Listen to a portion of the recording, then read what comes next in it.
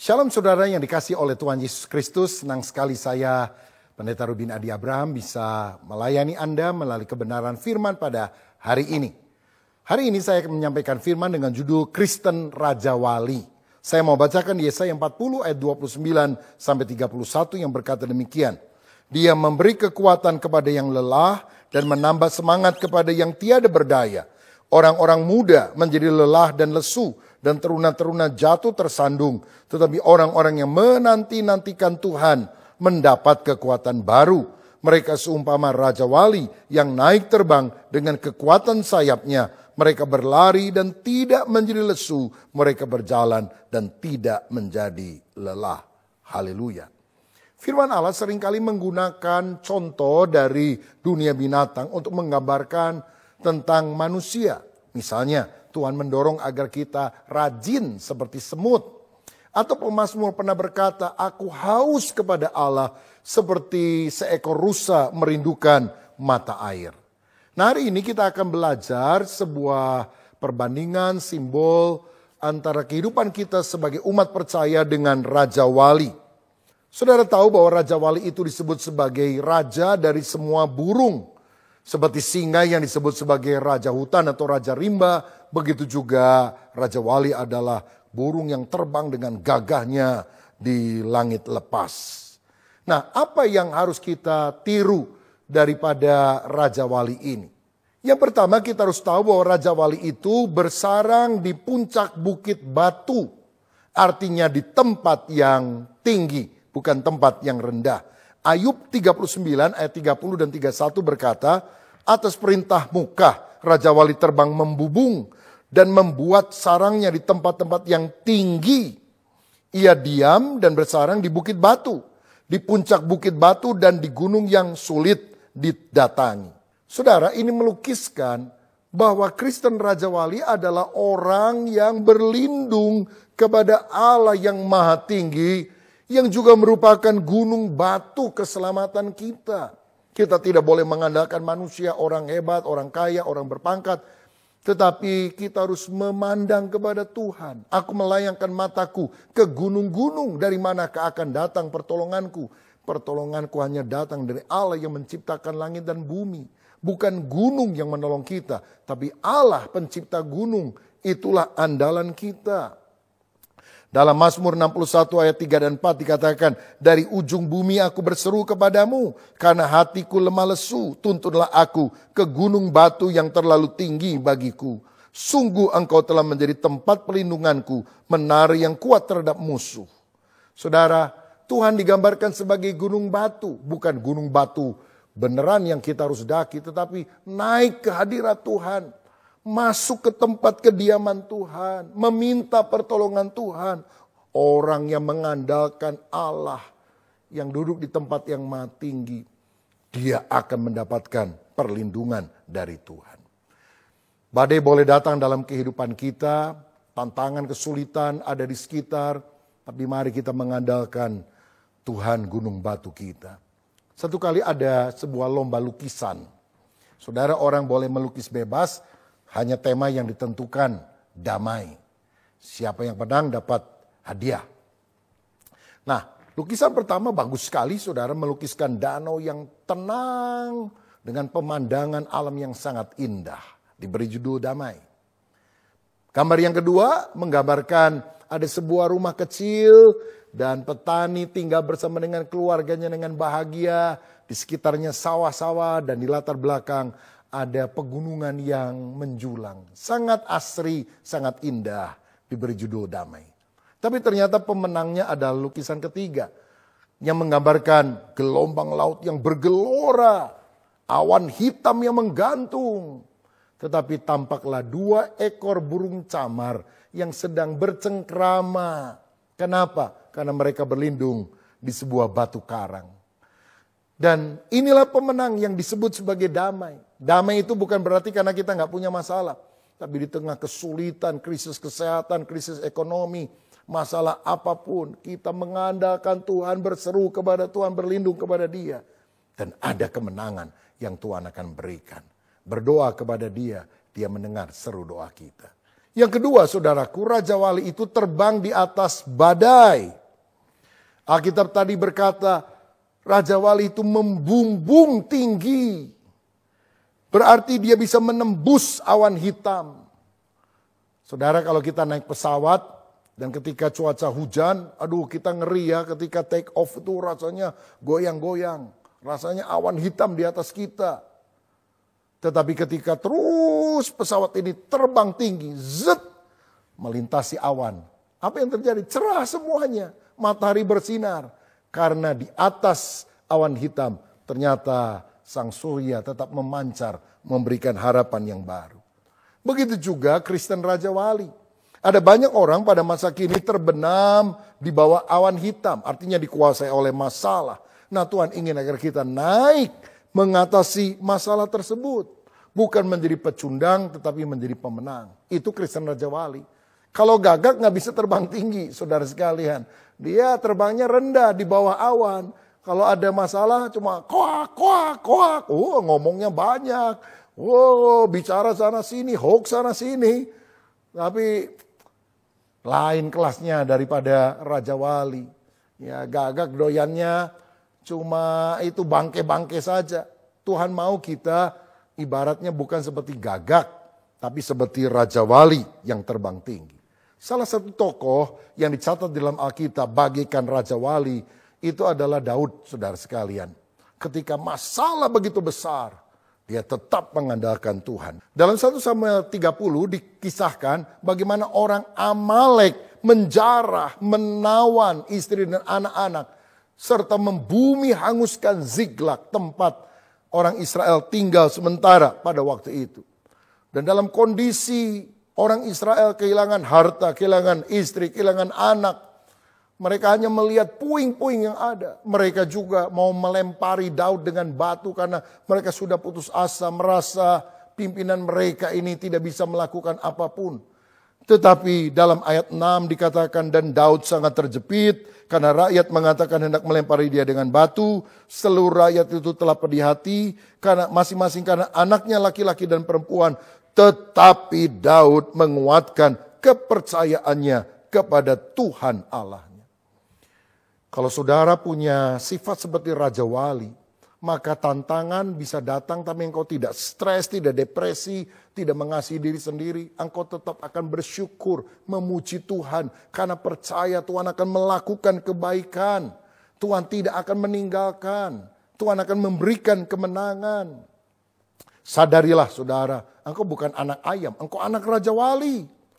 Engkau tidak usah terpuruk di tengah masalah. Roh di dalammu lebih besar dari roh yang ada dalam dunia. Engkau diciptakan untuk menjadi umat pemenang. Bahkan lebih daripada orang-orang yang menang. Saudara sekalian, satu kali ada kisah. Ada telur Raja Wali yang entah bagaimana berada di kandang ayam. Dan kemudian dierami oleh ayam itu sampai menetas. Dan kemudian ketika dia mulai tumbuh besar, lebih besar daripada anak ayam yang lain. Dan kemudian ketika dia bertumbuh menjadi besar, dia melihat teman-temannya, ayam-ayam yang lain juga berjalan. Dan dia mengikutinya. Lalu kemudian satu kali dia menengok ke langit dan melihat ada Raja Wali yang terbang dengan perkasa. Oh, dia mengagumi. Ternyata salah satu ayam bilang, ngapain kamu lihat-lihat ke langit? Terlalu muluk pikiranmu. Dia Raja Wali, kita ini anak ayam. Udah. Cari cacing aja, lihat tanah saja. Akhirnya dia tertunduk lagi. Dan akhirnya dia mati sebagai anak ayam. Padahal dia adalah anak Raja Wali. Saudara, kita harus tahu potensi kita. Kita adalah anak Raja Wali. Ada masalah, jangan terpuruk, terbang. Aku percaya aku akan menang. Kalau engkau sakit, katakan, aku tidak akan mati. Tetapi aku akan hidup. Dan aku akan mempermuliakan nama Tuhan. Itulah sifat Raja Wali yang harus kita miliki dalam kehidupan kita. Yang ketiga, Raja Wali itu punya mata yang tajam, saudara. Ayub 39 ayat 31 dan 32 berkata, ia diam dan bersarang di bukit batu, di puncak bukit batu dan di gunung yang sulit didatangi. Dari sana ia mengintai mencari mangsa, dari jauh matanya mengamat-ngamati. Saudara tahu Raja Wali itu punya mata yang kuat. mata yang bisa melihat dari jarak yang jauh. Begitu juga Kristen Raja Wali itu harus punya pandangan yang jauh. Bisa melihat bukan hanya short term, tapi long term. Bisa melihat rencana yang jauh melampaui kesulitan yang sedang kita alami pada waktu ini. Itulah visi yang kita harus miliki di dalam kehidupan. Dalam Efesus 1 ayat 18 dikatakan, dan supaya ia menjadikan mata hatimu terang, agar kamu mengerti pengharapan apakah yang terkandung dalam panggilannya. Betapa kayanya kemuliaan bagian yang ditentukannya bagi orang-orang kudus. Saudara-saudara, ada seorang yang bernama Helen Keller, lahir buta. Tapi mata hatinya terang, sehingga dia menjadi orang yang sangat sukses, berhasil di dalam kehidupannya. Menjadi sarjana, kemudian bertemu dengan banyak presiden, menjadi orang yang menulis buku yang luar biasa. Ada banyak orang yang punya mata jasmani tapi mata hatinya tertutup. Nah, mata hati itu bicara soal vision, penglihatan ke depan. Sesulit apapun masalah saudara sekalian, ingatlah ada masa depan cerah yang Tuhan berikan kepada kita. Visi itu akan membuat kita ulet menghadapi kehidupan ini. Karena kita tahu tidak sia-sia kita berjuang. Ada sesuatu yang bermakna yang kita akan peroleh. Saya ingat ketika MRT itu sedang dibangun di Jakarta. Waduh, macet di mana-mana. Orang bisa komplain. Tapi itu kan sementara. Lihat gambar besarnya. Ada alat transportasi yang canggih yang sekarang dimiliki oleh kota Jakarta. Visi membuat kita bisa bertahan dan berkemenangan di tengah kesulitan. Saudaraku, karena itu mari kita belajar melihat dari perspektif ilahi, dari sudut pandang Allah, apa yang sedang Allah rancangkan dalam kehidupan kita, yaitu rancangan yang terbaik. Saudara sekalian, satu kali ada dua orang pekerja sedang bekerja. Dan yang pertama ditanya, apa yang kamu sedang lakukan? Saya hanya menumpuk satu batu bata kepada bata yang lain. Sebuah pekerjaan yang sangat membosankan. Tetapi pekerja yang kedua ditanya, apa yang kamu sedang lakukan? Oh, saya sedang membangun gereja. Dan nanti kalau sudah selesai orang-orang akan datang beribadah memuji Tuhan. Ini pekerjaan yang sangat mulia. Saudara, pandangan yang singkat, pendek menyebabkan kita tertekan. Tapi kalau kita memiliki big picture, gambaran yang lebih luas, kita justru akan bersyukur. Karena itu mari kita menjadi seperti Raja Wali yang punya mata batin yang tajam. Yang keempat, Raja Wali itu berumur panjang. Saudara tahu, Raja Wali itu punya potensi untuk hidup 120 tahun. Lebih lama dari umurnya manusia pada masa kini bahkan. Dan yang menarik, setiap tahun Raja Wali itu akan mengganti sebagian bulunya. Sehingga dia tampak lebih muda, segar dibandingkan dengan waktu sebelumnya. Saudara, secara rohani kita juga harus belajar menjadi Kristen Raja Wali. Hidup sungguh-sungguh di bawah kuasa Roh Kudus. Sehingga ada pembaharuan.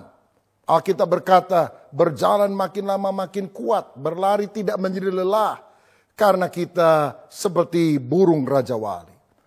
Nah, tentu saja fisik kita akan makin merosot. Tetapi iman kita, manusia batin kita harus makin perkasa. 2 Korintus 4 ayat 16. Sebab itu kami tidak tawar hati. Tetapi meskipun manusia lahiriah kami semakin merosot, namun manusia batiniah kami dibaharui dari sehari ke sehari. Saudara, Tuhan mau kita dibaharui dalam roh kita menjadi manusia roh yang perkasa. Karena kita berelasi dengan Tuhan, mengandalkan Roh Kudus, hidup di dalam hadirat Allah. Sehingga hikmat Tuhan akan mengalir. Apa yang kita pikirkan, apa yang kita sampaikan makin lama makin berisi. Hidup kita makin berkualitas. Karena apa? Ada pembaharuan akal budi. Ada pembaharuan daripada kehidupan yang kita miliki. Nah, kalau Raja Wali itu berumur panjang, orang yang percaya kepada Kristus bukan cuma umur panjang. Hidup kekal selama-lamanya. Dan inilah yang Tuhan inginkan dalam hidup kita. Kita akan memuja Dia di dalam kekekalan. Karena kita telah percaya kepada Yesus sebagai Tuhan dan Juru Selamat. Kalau ada di antara saudara yang belum yakin akan keselamatan, bertobatlah hari ini. Undanglah Yesus masuk dalam hatimu supaya engkau diselamatkan. Dan memiliki hidup yang kekal. Nah, sebagai penutup kita harus tahu bahwa Tuhan ternyata mendidik kita seperti induk Raja Wali mengajari anaknya untuk terbang. Sebab di dalam Ulangan 32 ayat 11 dan 12 firman berkata, laksana Raja Wali menggoyang bangkitkan isi sarangnya, melayang-layang di atas anak-anaknya, mengembangkan sayapnya, menampung seekor dan mendukungnya di atas kepaknya. Demikianlah Tuhan sendiri menuntun dia dan tidak ada Allah asing menyertai dia. Saudara, induk Raja Wali kita tahu membuat sarang di tempat tinggi, sarang yang nyaman bagi anak-anaknya, dan anak-anaknya disuplai makanan, minuman, dan mereka tenang sekali, merasa hangat, nyaman dengan apa yang ada. Tapi setelah anak itu mulai tumbuh dewasa, induknya ingin agar anaknya bisa terbang. Tapi anaknya tidak mau. Udah mami, saya senang di sini aja. Apa yang terjadi? Raja Wali akan terbang mematuki sarang-sarang itu. Sehingga sarang mulai bolong-bolong. Tentu anaknya berteriak-teriak karena dipikir induknya melakukan hal yang jahat. Dan kemudian induknya terbang dengan kekuatan yang penuh.